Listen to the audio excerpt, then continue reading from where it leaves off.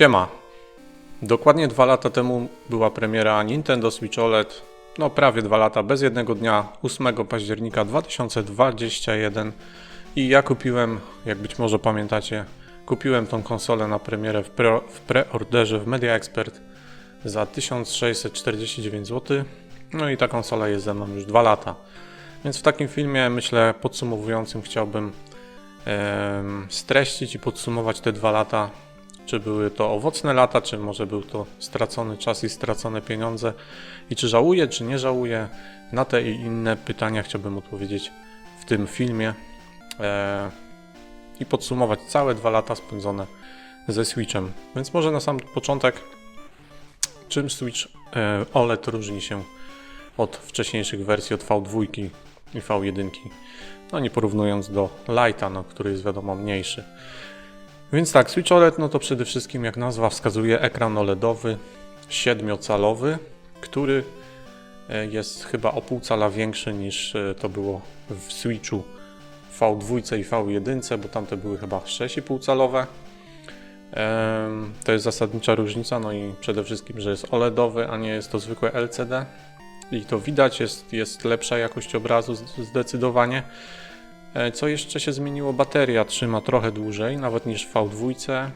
Nawet zależnie od gry może być od pół godziny do nawet godziny dłużej, czyli średnio tak około między 5 a 6 godzin trzyma bateria, zależnie od gry i od stopnia podświetlenia, głośności, Wi-Fi i tak wielu innych czynników, ale myślę, że taka dobra średnia to jest 6 godzin, więc jest to całkiem niezły wynik jak na konsolę przenośną z takim dość dużym ekranem o dobrej jasności.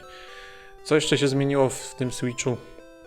Podstawka się zmieniła, bo wcześniej to była tylko taka mało stabilna nóżka, jak pamiętamy, na której no tak trochę strach było stawiać konsolę, bo to była z jednej strony tylko taka wąska nóżka. Tutaj mamy taką płytkę aluminiową, stabilną, sztywną.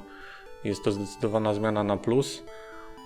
I chyba karta pamięci wtedy była w innym miejscu, teraz jest tutaj właśnie pod tą podstaweczką ukryta. Co jeszcze się zmieniło? To się jeszcze zmieniło, że w doku mamy w końcu wejście na kabel sieciowy. Gniazdo na kartridże chyba też się trochę inaczej tutaj otwiera. Trochę inny jest ten zatrzask chyba, z tego co się orientuję. Do tego są głośniczki stereo, po lewej i po prawej stronie 2 głośniczki, a chyba wcześniej był tylko jeden. I co jeszcze się zmieniło? Wydaje mi się, że to już z grubsza wszystko.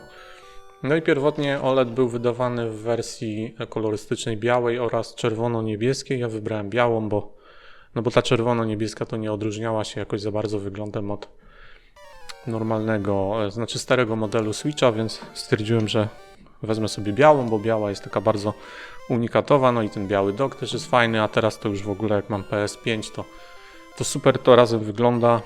PS5 obok Switcha i pad od PS5 obok Joy-Conów, to wszystko razem ładnie współgra, bo jest ta sama biała kolorystyka. Joy-Cony białe, tak jak widać. Dobra, więc zacznę tak. Taki spis treści teraz z tego filmu. Na wstępie chciałbym właśnie omówić konsolę od strony technicznej i od strony użytkowej. Znaczy z własnego doświadczenia oczywiście, nie interesują mnie jakieś tam dane techniczne, tylko jedynie bazuję na własnych doświadczeniach z tym sprzętem. Następnie chciałbym omówić wszystkie gry, w jakie grałem. Z tym, że jak wejdziemy w nasz profil Nintendo, to tam mamy podany czas gry. No i większość gier, które prezentowałem w moich polskich gameplayach, no to te gry to ja praktycznie nie grałem. Nie uważam tego, że grałem w te gry, bo jeżeli grałem w nie tylko podczas nagrywania gameplayu przez te kilkanaście minut, to się nie liczy, tak? Czyli jeżeli wejdę w moje konto Nintendo i gra będzie miała tam napis Played for a little while, czyli grane przez krótką chwilkę, no to się nie liczy. Będę wspominał tylko o tych grach, które mają co najmniej napis played for an hour or more, czyli grane przez godzinę lub więcej. I posortowałem sobie te gry od tych, w które grałem najkrócej, do tych, w które grałem najdłużej. No i będę chciał tak w 3 dosłownie słowach opowiedzieć o wszystkich tych grach, jak mi się w nie grało a tych gier będzie aż 25, więc mam nadzieję, że to pójdzie szybko. O tych oczywiście, gdzie grałem godzinę, no to będzie bardzo krótko. Więc zacznijmy może od strony technicznej. Jak mi się grało na Switchu? Jak mi się grało na Switchu, po prostu. Więc tak. Zacznę może od Joy-Conów, bo skoro już je wyjąłem, to zanim je włożę, parę słów o Joy-Conach. Jeżeli chodzi o to, co było reklamowane ogólnie odnośnie Joy-Conów, czyli granie ruchowe, różne takie gierki, wiecie, szakalaka, bum bum bum, no to ja nie lubię grać ruchowo, powiem szczerze, to nie jest w ogóle dla mnie. Nie mam znowu aż dużo takich gier, ale w kilku próbowałem, bo były takie funkcjonalności i powiem szczerze, że robiłem to. Jeżeli musiałem, to robiłem, ale jeżeli miałem opcję grania guziorami, to zawsze wybierałem opcję grania guziorami. Nie lubię grać ruchowo. Jeśli chodzi o same w ogóle Joy-Cony. Joy-Cony to jest w ogóle tandeta moim zdaniem. Po pierwsze, są bardzo małe, zrobione takie jak dla małego dziecka, jak dla takich maleńkich rączek. Wszystkie to przyciski są maleńkie. Zobaczcie, te L i R są tak blisko siebie, są takie malutkie. Gałeczki są bardzo malutkie, nieprecyzyjne. W strzelankach to w ogóle, jeżeli nie ma asysty celowania, to żeby w kogoś trafić, to jest masakra. No i nie ma tu prawdziwego krzyżaka, tylko są guziki. No to dlatego jest tak zastosowane, że można to stosować jako 2 pady. I wtedy gra się gałką w ten sposób, no nie? Więc Joy-Cony, główny zarzut, są niewygodne w użyciu. Są za małe i gałki są mało precyzyjne. A druga sprawa, mnie to osobiście jeszcze nie dotknęło i mam nadzieję, że mnie to nie dotknie, no ale dużo się słyszy opinii, że one są wadliwe, że mają te driftowania gałek, że się psują, więc no, odpukać póki co nie miałem takich przypadków i mam nadzieję, że nie będę miał, ale no, nie jestem przekonany do tego sprzętu, nie sprawia ono wrażenia solidnego. No i oczywiście jakbyśmy chcieli dokupić dodatkowe Joy-Cony, to są one horrendalnie drogie. Przecież to jest skandal, żeby 2 takie małe duperelki kosztowały więcej niż DualSense od PS5. No, nie wydaje mi się, że są jakoś mega bardziej zaawansowane. No okej, mają żyroskopy, no ale co z tego? Są horrendalnie drogie, no i są niewygodne. Więc to tyle. Teraz założę je z powrotem na konsolę. Mają to charakterystyczne kliknięcie. No i teraz jak już je założyłem, drugi mankament. Szyny od wkładania Joy-Conów się wyrabiają, także po prostu konsola, jak ją tak trzymamy, może tego nie widać, bo to są mikroskopijne, jakieś tam milimetrowe wahania, ale czuć to w dłoniach, że to się rusza. To się rusza i to tak nie było od początku. To się działo sztywno, ale po kilkunastu wyjęciach i włożeniach to po prostu to się już tak poluzowało z deczka i niestety lata. No niestety lata. No a co za tym idzie, to jest znów niewygodne. Pasowałoby założyć taki jakiś usztywniający futerał na konsolę, no ale wtedy by się pewnie nie mieściła z tym do doka. Ja często gram w doku, no to by znowu był problem i no więc gram tak jak jest. Mam też co prawda do tej konsoli gripa, takiego, że się wygodniej trzyma, ale zakładanie go to też jest dla mnie kłopotliwe, więc z reguły gram po prostu w taki sposób. To chyba tyle odnośnie wad. No oczywiście mógłbym się czepiać, prawda, parametrów technicznych tej konsoli, że gry chodzą słabo.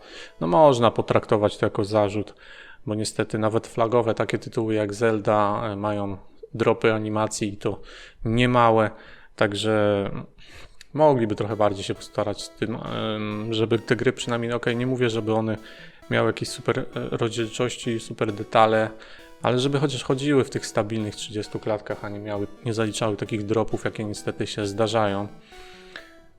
No i żeby chociaż trzymały te 720p, a w wielu grach jest niestety dynamiczna rozdzielczość i widać to, że ona się dynamicznie zmienia i spada i robi się nam dosłownie takie mydło niekiedy, że no to niestety widać. Także technicznie konsola jest słaba, no ale to jest taka kwestia, prawda, dyskusyjna. Powinno chodzić przynajmniej w 30 klatkach, już nie czepiam się grafiki, grafika to nie wszystko. No i co?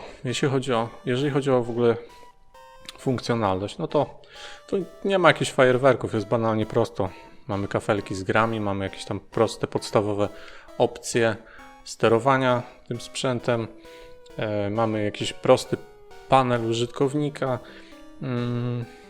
Głupotą jest to dla mnie, że tu nie ma żadnej, mamy niby listę znajomych, ale nie ma żadnej możliwości, prawda, komunikacji. Możemy tylko podglądać, w co tam grali ostatnio, ale nie można do nich napisać wiadomości, ani tym bardziej porozmawiać z nimi.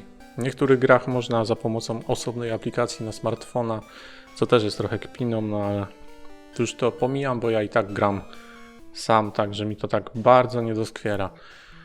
A poza tym Switch jest super. Z początku jak go miałem, w pierwszym roku posiadania, to grałem zdecydowanie więcej w formie przenośnej, bo takie akurat miałem warunki, ale później doceniłem bardziej granie jednak stacjonarne w doku, mimo że niektóre gry no niestety wyglądały dość słabo w doku, no ale wygodniej mi się grało, na przykład w Zeldy fajnie się grało w doku na dużym ekranie, chociaż no czuć było niestety tą niską rozdzielczość. A tu jeszcze wspomnę, że do grania w doku, bo oczywiście granie w doku na tych wypiętych joyconach i wsadzonych w ten taki plastik, nie mam go teraz przy sobie, nie chce mi się po niego iść, to by było nie za wygodne, więc zaopatrzyłem się w tym celu w Switch Pro Controller, który jest moim zdaniem zarąbistym padem. Jest bardzo drogi, ja go kupiłem za 249 zł i go kupiłem jakieś 3 miesiące po kupnie konsoli. Konsolę kupiłem w październiku 21, a chyba tego pada kupiłem w styczniu 22, czyli ten pad jest ze mną już rok i 10 miesięcy. W początku tak ciężko mi się było do niego przyzwyczaić, bo przesiadałem się z pada od PlayStation 4, więc od razu pierwsza zmiana to asymetryczny rozkład gałek, taki jak w Xboxie. No i gałki są ciut wyższe niż te w PlayStation, więc jakoś tak inny sposób wychylenia i w ogóle te kciuki wyżej rozstawione. Trochę nie mogłem się do tego z początku przyzwyczaić. I tak samo te przyciski. Raz, że są duże, to jest niby zaletą, chociaż mogły być trochę mniejsze, ale wadą było dla mnie tak jak z gałkami, że one są bardzo wysokie, że się wysoko wciskają. Trzeba dusić je dość głęboko. Też nie mogłem do tego przywyknąć. No i jeszcze co po dziś dzień, to akurat do tego przywykłem, ale co po dziś dzień jest dla mnie wadą tego pada, to przyciski plus i minus. Osadzone tak dziwnie, że w czasie grania, znaczy okej, może są blisko nawet, nie tak najgorzej, i tak lepiej niż na joyconach, bo na joyconach na przykład, żeby sięgnąć do minusa w Zeldzie, na przykład się otwierało mapę, czy dziennik z questami minusa, no to ten guzik to jest jakiś żart. On jest tak mały, że wdusić go całym kciukiem, no to on się wbija w skórę i się nie wciska, to trzeba paznokciem go dusić, to jest masakryczny ten przycisk. Tutaj jest zdecydowanie lepiej, bo jest to taki okrągły przycisk. Tyle, że te przyciski są też blisko tutaj home i tego od screenshotów, więc można czasami omsknąć się i wcisnąć nie to, co by się chciało, ale nie ma tragedii ogólnie. Pad jest bardzo fajny i przyciski z R i L są bardzo fajne. Tutaj te nie są triggerami, tylko to są takie płaskie guziory, no ale są bardzo wygodne. No i jeszcze dużą zaletą niewątpliwie tego pada jest to, że on ma bardzo dobrą baterię. Dosłownie kilkadziesiąt godzin potrafi na jednym ładowaniu wytrzymać. Przeszedłem całą Zeldę Tears of the Kingdom na tym padzie i grałem i ładowałem go przez całą grę może ze 3 razy. Także jest naprawdę mega wytrzymały ten pad. A gra zajęła mi 100 godzin, także sami wiecie. Także to taka dygresja, bo to niestety nie jest sprzedawane w komplecie z konsolą, a szkoda. Jest to ekstra wydatek, no i niemały wydatek, bo kosztuje 200, w tej chwili nawet więcej, nawet pod 300 niekiedy podchodzi. Na promocjach trzeba szukać, to na promocjach za 250 zł można wyrwać, co i tak jest moim zdaniem wysoką ceną, no ale jak się chce grać w doku, to nie wyobrażam sobie tak naprawdę innej możliwości niż Pro Controller. No chyba, że jakiś third party kupicie tańszy, ale ja chciałem mieć oryginalnego pada, który ma też żyroskop i wszystkie te bariery, które posiadają joycony. Więc tak omówiłem konsolę. Na konsoli grało mi się ogólnie super. Jestem bardzo zadowolony z jej zakupu. Mimo tych paru mankamentów, o których powiedziałem, to jednak jest świetną konsolą. Super gra się przenośnie. Fajnie, że można w niektóre gry właśnie takie nawet takie typu jak Wiedźmin, których byśmy się nie spodziewali na przenośnym sprzęcie, a tutaj są. Oczywiście teraz to już mamy na rynku Steam Decka, mamy te inne takie mocne sprzęty, więc teraz to już nie robi takiego wrażenia, ale jeszcze swego czasu to było coś, no nie? Że takie duże gry z dużych, nazwijmy to stacjonarnych konsol o wiele mocniejszych mogą też chodzić trochę w zubożałej wersji, ale mimo wszystko mogą śmigać na Switchu. Także ja jestem ze Switcha bardzo zadowolony, nie żałuję, ani przez moment nie żałowałem, że go kupiłem. No był drogi, no bo był drogi. Moim zdaniem płaci się to trochę za markę. Nintendo się ceni właśnie przez to, że jest popularne. Nie powinna ta konsola być aż tak droga, no ale co się pobawiłem, to się pobawiłem, nie żałuję, więc teraz mogę, znaczy ogólnie podsumowując, jestem zadowolony z tej konsoli, bardzo ją lubię i czekam na Switcha 2, zobaczymy co powiedzą. Nie wiem, czy raczej nie będę go brał na premierę, bo nie jestem jakoś napalony. Chciałbym teraz się skupić trochę na PlayStation 5, ale generalnie interesuje mnie przede wszystkim, czy będzie miał wsteczną kompatybilność, bo to jest dla mnie ważne, żeby przenieść swoją bibliotekę gier, a mam już dość sporą, co zresztą będę pokazywał na początku przyszłego roku. Będę robił taki zbiorczy film z całą moją kolekcją, to wtedy zobaczycie. Także no, ze Switcha jestem zadowolony, więc teraz mogę przejść do krótkiego omówienia wszystkich gier, w jakie grałem przez ten okres czasu i będę pokazywał screenshoty właśnie z mojego tutaj profilu Play Activity z tego pola i tam będzie napisane. Jeżeli tak jak powiedziałem jest napisane Played for a little while, to w ogóle nie biorę takiej gry pod uwagę. Nie uważam, że w to grałem, co nie? Muszę grać co najmniej godzinę, żeby mieć przynajmniej jako takie zdanie na ten temat. Więc zaczynamy. Więc gry są posortowane od tych, w które grałem najmniej, do tych, które grałem najwięcej. I zaczynamy. Bulletstorm Duke of Switch Edition. Jest to gra, w którą grałem około 1 godziny. Przeszedłem kilka leveli, ale no, z braku jakoś motywacji nie kontynuowałem tej gry póki co. Gra jest fajna, grafika jest spoko jak na Switcha, chodzi chyba w 30 klatkach. Z celowaniem właśnie jest problem. Tak jak powiedziałem, jeżeli gramy w doku, no to jest spoko, ale jeżeli gramy niestety na joyconach, ale tam chyba jest jakaś asysta celowania jak pamiętam, więc ogólnie spoko gra. Taka strzelanka dość stara, bo ona już chyba na 360 nawet była do pogrania. Kolejna gra to Final Fantasy VII. Oczywiście mówię o tym starym finalu z PS1 znanym. W to pograłem też godzinę czasu. Doszedłem tam, gdzie zwykle dochodziłem w tej grze, czyli do domu Barretta. Tam się wychodziło, później tam gadało ze wszystkimi, bla bla bla i tak dalej. Tym pociągiem jechało. No i to jest taki motyw, że ja zazwyczaj tam już kończę przygodę z tą grą. Nie wiem czemu, jakoś tak to jest taka bariera dla mnie, że zawsze tam dochodziłem. Nagrało się spoko ogólnie. Są te feature'y, że można przyspieszyć tempo rozgrywki albo mieć zawsze naładowane te limity, te super ataki, więc jest łatwiej, gdyby ktoś chciał z tego korzystać. No ale ja już chyba nigdy nie przejdę tej gry, po prostu jestem skazany na nieprzejście jej.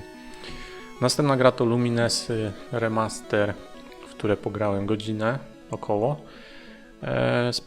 Sporo tam się, znaczy to w sumie było raptem kilka meczyków, bo tam jeden meczyk może nawet 20 minut, znaczy może i dłużej, ale ja zwykle po 20 minutach już padałem, przegrywałem. Przyjemna gierka, ale dość taka trudna, wydaje mi się, żeby jakieś tam mega wyniki kręcić, chyba że ja tak słabo gram, ale tak to ogólnie fajna gra.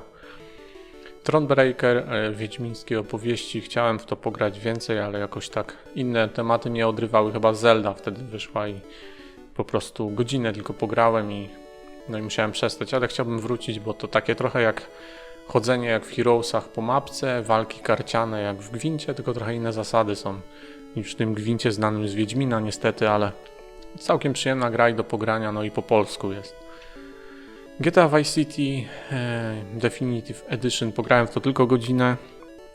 miałem przechodzić, ale już splatynowałem tą grę na PlayStation, więc no ile można. Kiedyś może wrócę do niej, bo bardzo lubię tą grę. Już tyle razy Vice City przeszedłem, że na razie mi wystarczy, ale gra jest super.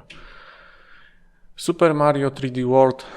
Tu już dochodzimy do gier, w których grałem 2 godziny. Super 3D World plus Bowser Fury, tą grę mam zaczętą i będę ją kontynuował. Będę chciał ją przejść, jest bardzo fajna, bardzo dobrze się w nią gra. Ma ładną grafikę, tylko jedyny mój zarzut, że często przez ten taki trochę izometryczny rzut to po prostu mi się źle celuje jak skaczę, czyli ciężko mi, że tak powiem, trafić w miejsce, w które chciałbym skoczyć, bo to wiecie, przy rzucie izometrycznym to ta postać trochę inaczej reaguje, no nie? Niż w takim widoku za pleców. Więc to jedyny mankament, ale gra ogólnie bardzo sympatyczna. Następnie również 2 godziny grałem w Animal Crossing New Horizons. Oczywiście to nie jest kolejność, w jakiej ja grałem w gry, tylko to jest ułożone od gier, w które grałem najmniej do tych, w które grałem najwięcej, ale tak naprawdę Animal Crossing to jest gra, w którą ja grałem dopiero co niedawno, przed nagraniem tak naprawdę tego filmu, który teraz oglądacie. Więc jest to tak naprawdę najświeższa gra, w jaką grałem, aczkolwiek grałem w nią dopiero 2 godziny, właśnie może dlatego, że zacząłem niedawno. Jest to przyjemna gra, nie wiem czy w nią dużo pogram, wydaje mi się, że chyba się odbije, bo ona jest bardzo czasochłonna, postęp jest bardzo powolny w tej grze, żeby zrobić progres to trzeba sporo tam farmić. No ale jest to też taka fajna gra, że można ją włączyć na chwilę, zrobić parę aktywności i wyłączyć, także zobaczymy.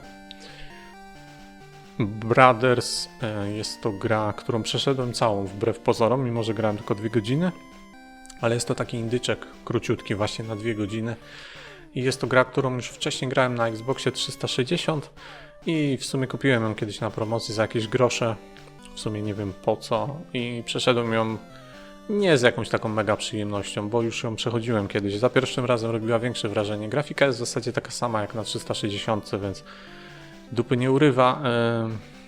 No ale nie wiem. Myślałem, że będzie fajniej, ale po prostu za pierwszym razem robiło to fajne wrażenie, za drugim no to już tak zmusiłem się trochę, żeby przejść, bo wiedziałem, że to gra na 2 godziny, więc mówię, no dobra, to już przejdę. Zwłaszcza, że ją znałem i wiedziałem, że mogę ją szybko ukończyć, to ją ukończyłem. Ale już mi tyłka nie urwała, no bo mówię, pierwsze wrażenie to już wiele lat temu było. Następna gra Phoenix Wright Ace Attorney Trilogy, 2 godziny ponownie. W tą grę grałem, znaczy to jest trylogia, to są 3 części, ja grałem w pierwszą część tej gry, która jeszcze chyba pochodzi z DS-a, bo to są remastery takie jakby. I chyba z 2 sprawy sądowe tam rozstrzygnąłem. I ogólnie grało mi się bardzo fajnie, bardzo przyjemna gra. Idealna właśnie do grania mobilnego, bo tutaj nie ma co rzucać tego na duży ekran, bo to są tylko takie kreskówkowe sprite'y. Nic się tu nie dzieje, nie ma tu żadnych graficznych fajerwerków, jest to raczej gra do czytania i do pomyślenia, a żadnej akcji w niej nie ma tak naprawdę. Są zwroty akcji, bo to są sprawy sądowe, ale nie ma akcji w sensu takiego stricte strzelania, wybuchów i tak dalej, nie? Jest to raczej taki visual novel. Bardzo fajna gra i chciałbym jeszcze dalej ciągnąć ją i przejść przynajmniej tą pierwszą część trylogii, bo przez wszystkie przejdę wątpię, żeby mi starczyło czasu. Następnie Nintendo 64, no to nie jest gra, prawda, bo to jest zbiór gier. 3 godziny tu grałem, ale głównie dlatego, że przeszedłem GoldenEye 007, które było dane jakoś na samym początku chyba tego roku, czy pod koniec zeszłego było dodane właśnie do usługi, więc całe to GoldenEye sobie przeszedłem i stąd właśnie taki wynik 3 godzin, bo tak to by było bardzo niewiele. W zasadzie by było tylko tyle, co na prezentacjach YouTube'owych, czyli jakieś pół godziny może by było, a tak się uzbierało, no bo przeszedłem, tak jak mówię, GoldenEye i była fajna gierka. NES również 3 godziny poświęcone na to. Długo się zastanawiałem, co ja grałem tak naprawdę, bo ja dużo nie grałem w te NES-y, ale potem sobie przypomniałem, że kiedyś grałem dużo w Mario Bros. To jest to Mario Bros takie na 2, co się skacze po jednym takim ekranie, po takich platformach i takie żółwiki, krabiki rozwala w każdym levelu. Gra na 2 i właśnie było grane w 2 osoby. dość sporo kiedyś, na samym początku, jak miałem tego Switcha. Więc wtedy się nabiło te 3 godzinki, a tak to poza tym, no to prawie nie grałem w te NES-y. Wiedźmin trójeczka, 4 godziny lub więcej. Chciałem tą grę przejść, zacząłem ją normalnie od początku, nową postacią, znaczy nową, no zawsze gra Geraltem, ale wiecie, od pierwszego levela. I cóż, przeszedłem prawie cały Biały Sad, no ale znudziło mi się, znaczy może nie tyle znudziło, bo grało się fajnie, tylko po prostu no już to przechodziłem na PlayStation, mam w tym platynę, więc inne tematy wzięły górę i Wiedźmin poszedł w odstawkę niestety. Czy kiedyś wrócę? Raczej wątpię. Zwłaszcza, że teraz jest ten cross-save i przeniosłem sobie w chmurę wszystkie savey z PlayStation i mogę odpalać moje savey z ukończonej gry teraz na Switchu. Te z PlayStation oczywiście, więc nie będzie mi się chyba chciało grać od nowa, bo jakbym w ogóle miał grać od nowa, to chyba bym wolał jednak zagrać na PS5 z tym next-genowym patchem i pozachwycać się trochę grafiką, niż grać na Switchu w najniższej jakości, jaka w ogóle jest dostępna. Więc raczej marne szanse, żebym to przeszedł na Switchu, więc te 4 godziny chyba już tak zostaną, może urosną do 5, jeżeli będę chciał coś tam popatrzeć, porównać ewentualnie właśnie z tych save'ów z PS-ki. Diablo 3, 5 godzin. To była jedna z pierwszych gier, jakie miałem. Kupiona już po chyba zakupie Switcha i miałem ją pudełkowo. Później sprzedałem to pudełko w dobrej cenie, bo chyba za 160 zł je sprzedałem. A później kupiłem tą kolekcję Prime Evil Collection, gdzie miałem i 2 i 3 Diablo. I w tą trójkę pograłem te 5 godzin, pograłem sobie Nekromantą. Doszedłem do drugiego aktu, jakoś prawie już pod koniec drugiego aktu. Grało mi się bardzo dobrze. W ogóle ta gra fajnie chodzi na Switchu, bo chyba ma 60 klatek. I fajnie też wygląda i naprawdę bardzo dobrze się gra w tą grę na Switchu. Polecam. Mario Kart 8 Deluxe. 5 godzin. Wydawało mi się, że więcej. Przez te 5 godzin przeszedłem wszystkie turnieje na 50C. Te booster paki, co są dodawane w abonamencie, to jeszcze ich wszystkich nie przeszedłem. Chyba ze 3 mi zostały, bo tak mi się za bardzo nie chce wracać do tej gry. No i tam na 100C przeszedłem z 2-3 turnieje, takie co mi się najbardziej podobały. Na 150 w ogóle nie grałem, na 200 no to już jest masakra jakaś, także 5 godzin wystarczyło, żeby przejść wszystko na 50C. Ale gra bardzo fajna, czasami będę właśnie do niej wracał, chociażby żeby te booster paki poprzechodzić sobie. Wargrove 5 godzin. Chciałem przejść tą grę, ale gdzieś tam utknąłem. Jakoś tak brakło motywacji. Chyba po prostu wyczerpała się ta gra, bo motyw jest taki no, gra jest bardzo takim, można powiedzieć, klonem Advance Warsa, tylko że Advance Wars to jest taka gra wojenna, czołgi, samoloty, a tutaj mamy takie raczej fantazy, czyli jakieś magowie, łucznicy, rycerze i tak dalej, nie?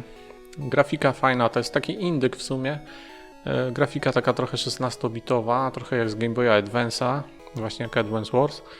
Gra się przyjemnie, gra jest dość trudna, musiałem zmienić poziom trudności na easy, bo na normalu to dostawałem w tyłek i to już na początku nawet, ale gra się fajnie. Od czasu do czasu lubię właśnie ją włączyć, przejść jedną misję i wyłączyć. Tak na dłuższe posiedzenia to raczej trochę mi się nudzi.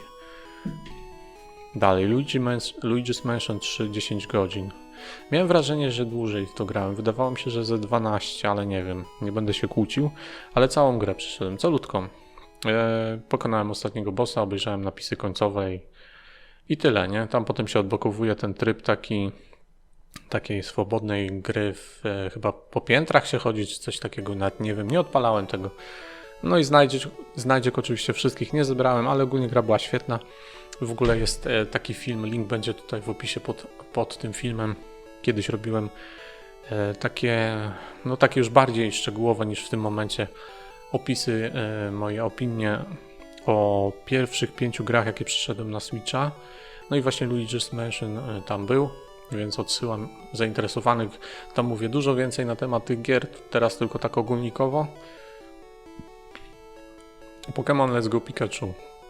Również dużo mówię o tej grze. w tamtym filmie wspomnianym. Jest to gra, w którą grałem 10 godzin, doszedłem gdzieś tak może do połowy, może krócej i mi się znudziło i nie skończyłem tej gry. A co najlepsze, to gdybym chciał teraz do niej wrócić, to usunąłem ją z konsoli, myślałem, że save'y mi się w chmurę przeniosły, bo zazwyczaj tak jest, że mi się save'y same w chmurę przenoszą, więc nawet jak skasuję grę, to mogę sobie później zawsze pobrać te save'y, a Pokémon Let's Go Pikachu niestety ta gra, nie wiem dlaczego, ale nie obsługuje save'ów w chmurze, a co za tym idzie, jakbym teraz chciał do niej wrócić, to musiałbym grać od nowa, co jest trochę porażką, bo nie chciałoby mi się za bardzo. Trochę żałuję, że jej nie skończyłem, bo nie lubię tak zostawiać gier rozgrzebanych. Wbrew pozorom nie mam dużo takich gier, których nie skończyłem. Jak zaczynam, to dość często kończę. No jest kilka gier takich na PlayStation też by się znalazło, których nie skończyłem, ale mimo wszystko jednak nie lubię nie kończyć gier. Następnie The Legend of Zelda Link's Awakening, grane przez 15 godzin. Jest to gra, którą przeszedłem całą i również mówię o niej szczegółowo we wspomnianym filmie. A gra była świetna, grafikę miała bardzo fajną, taką plastyczną, bardzo taką kurczę, no sympatyczną, cukierkową. Grało się bardzo przyjemnie. Tam parę razy się zacinałem w dungeonach, musiałem zerkać w poradniki, jak sobie poradzić, ale generalnie gra do przejścia zajęła mi, tak jak widać, 15 godzin. Po przejściu tam już nie ma żadnego endgame'u, więc przeszedłem i koniec. No, super gierka, co mogę powiedzieć. Super Mario Odyssey. Pierwsza gra, jaką w ogóle przeszedłem na Switchu, też 15 godzin zajęła. Świetna gra, ukończyłem ją raz, później już zacząłem grać w tym trybie takim po przejściu gry, gdzie się odblokowuje dodatkowe rzeczy i znów się idzie od początku przez wszystkie światy, ale już mi się nie chciało drugi raz tego robić, więc wtedy już sobie dałem spokój. Nie pamiętam, ile zebrałem księżycy, nie jakoś tam super dużo, bo tyle, ile mogłem, to odkrywałem. Jak już tam nic nie widziałem w danym levelu, to już przeszedłem dalej, nie cisnąłem na siłę, nie zaglądałem w ogóle w żadne poradniki. Po prostu bawiłem się tą grą i grało mi się bardzo dobrze. Następnie Diablo 2 Resurrected, 20 godzin. Tu by było więcej tak naprawdę, bo jak tą grę przechodziłem, to przechodziłem ją z cross-save'em, bo miałem postać online, Nekromantę, i przechodziłem ją z cross-save'em na Xboxie Series X i na Switchu. Wymiennie, jak mogłem grać po prostu, jak miałem warunki i telewizor dostępny, to grałem na Xboxie, a jak nie, no to przesiadałem się na Switcha i kontynuowałem grę na Switchu, tą samą postacią oczywiście. I tak przeszedłem, zresztą jest taki film z Diablo, gdzie pokazuje mojego nekromantę już po przejściu gry na piekle. 3 razy przechodziłem grę na normalu, koszmarze i piekle. No i z tego właśnie uzbierało się 20 godzin na Switchu, a na Xboxie no dużo więcej. Myślę, że na Xboxie mogło być ze 60, a 20 na Switchu i to była ciągnięta jedna postać tak naprawdę na tych dwóch konsolach. Grało się dobrze, było 30 klatek, no grafika była zauważalnie gorsza niż na Xboxie, ale grało się super, nie mogę powiedzieć, że nie. Fajna gra też na Switcha. Następnie Fortnite grałem 20 godzin, to jest nieporównywalnie mniej niż na PlayStation, bo na PlayStation przy Fortnite spędziłem jakieś 1200 godzin i myślę, że przy żadnej innej grze przez całe moje życie nie spędziłem tyle czasu. No a na Switchu no to już tylko było takie odcinanie kuponów, bardziej z ciekawości. No i na Switchu ta gra chodzi dość słabo, bo ma 30 fps i to jeszcze niestabilne, potrafi chrupać, a co w grach online niestety chrupanie często może skończyć się naszą śmiercią.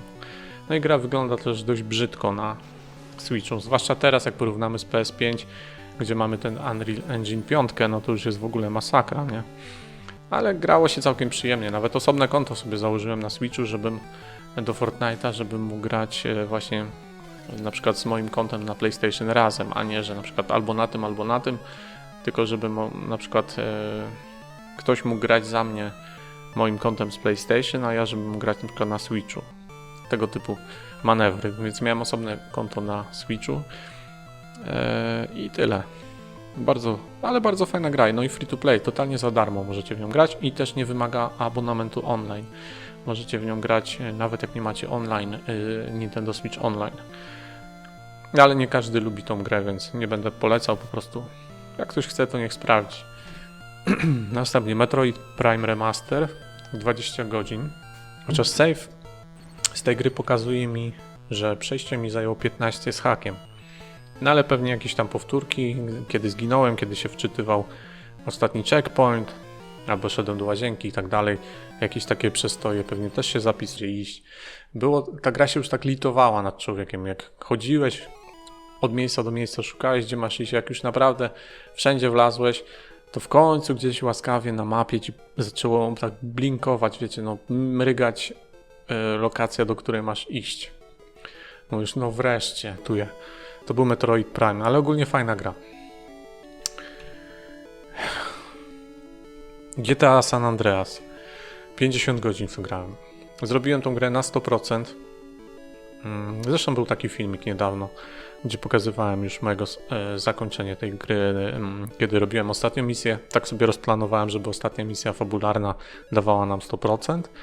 No i tyle, no. Grało mi się bardzo dobrze.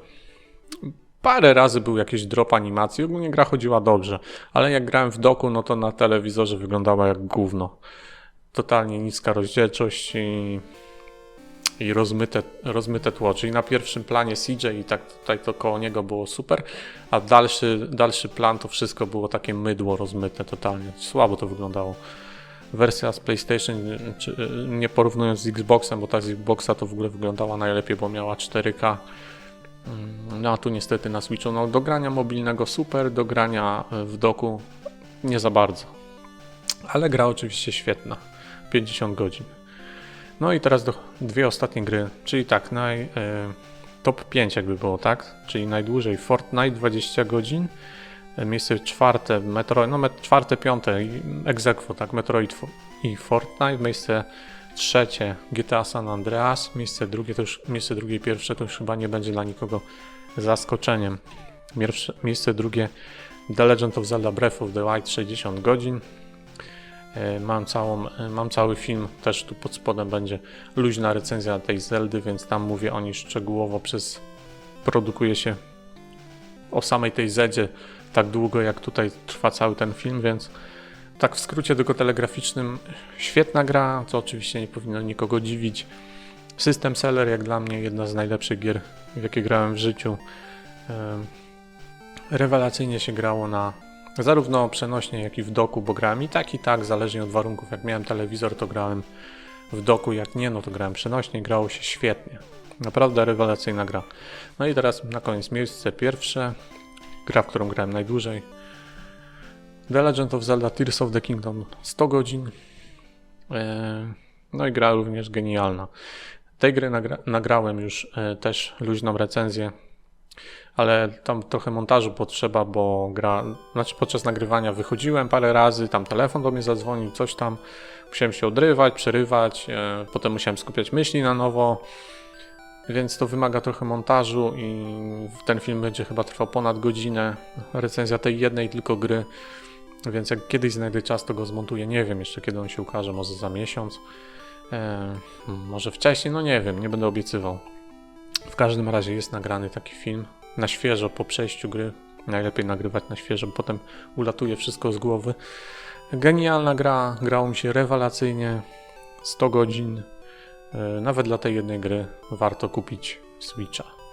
A najlepiej dla tych dwóch, Breath of the Wild i Tears of the Kingdom, chociaż polecam grać po kolei, bo Breath of the Wild ma dużo mniej mechanik, Tears of the Kingdom jest dużo bardziej rozbudowany, więc grając, jakbyśmy grali najpierw Tears of the Kingdom, potem Breath of the Wild, to byśmy tak trochę musieli zrobić krok wstecz i moglibyśmy dużo rzeczy, które jest w tej drugiej grze, po prostu w tej pierwszej mogłoby nam ich zwyczajnie później brakować i dlatego polecam, jeżeli już byście chcieli sięgnąć po te gry, to polecam grać po kolei mimo wszystko i na pewno byście się nie rozczarowali, jeżeli lubicie takie gry. No i to by było na tyle. Wszystkie te gry, w które grałem, grałem co najmniej godzinę, wszystkie te gry opowiedziałem, podsumowywałem ten czas, to znaczy tylko tych gier, z tych 25 gier z tej listy, I to, już nie pamiętam, ale to daje w sumie jakieś 360 godzin. Czyli przez 2 lata 360 godzin. To nie jest jakoś dużo. No to jest pół godziny dziennie, tak? 360 godzin podzielić na 2 lata to jest 180 godzin rocznie i podzielić na 365 dni.